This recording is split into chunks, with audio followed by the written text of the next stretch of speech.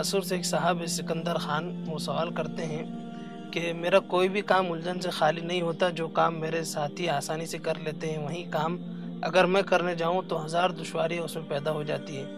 قرآن و حدیث کی روشنی میں کوئی ایسا عمل بتائیں کہ میرے مسائل خدا کی قدرت سے بآسانی حل ہو سکے۔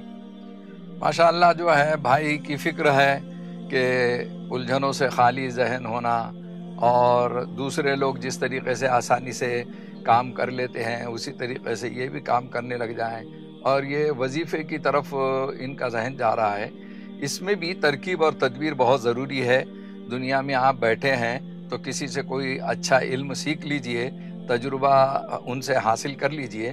اب رہا یہ کہ روحانی اعتبار سے آپ اگر کچھ کرنا چاہتے ہیں تو آپ یہ سمجھیے کہ دینی اور دنیاوی ہر قسم کے مصائب اور حصول حاجات کے لیے یہ وظیفہ نہایت اہمیت کا حامل ہے۔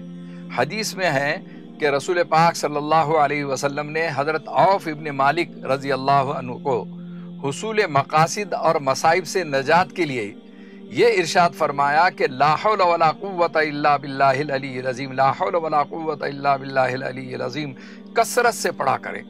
اگر آپ روزانہ صبح اور شام اس وظیفے کو 121 مرتبہ پڑھ لیں گے تو انشاءاللہ آپ کی جائز حاجتیں جو ہے پوری ہوتے رہے گی۔ تو یہ حضور پاک صلی اللہ علیہ وسلم نے ایک صحابی رسول کو تعلیم دی ہے، ان کی تربیت کی ہے، اور ان کا ایمان اور یقین بڑھایا ہے کہ آپ الجھنوں سے خالی ہو جائیں گے، آسانی سے کام کر سکیں گے، اور آپ کے جو یہ ٹینشن ہے دینی اور دنیاوی اعتبار سے یہ دور ہوتے رہیں گے۔ تو یہ وظیفہ بھی جو ہے آپ اپنے طور پر معمول میں لانے کی کوشش کر لیجئے۔ اللہ تعالیٰ آپ کے جائز مقاصد کو پورا فرمائے۔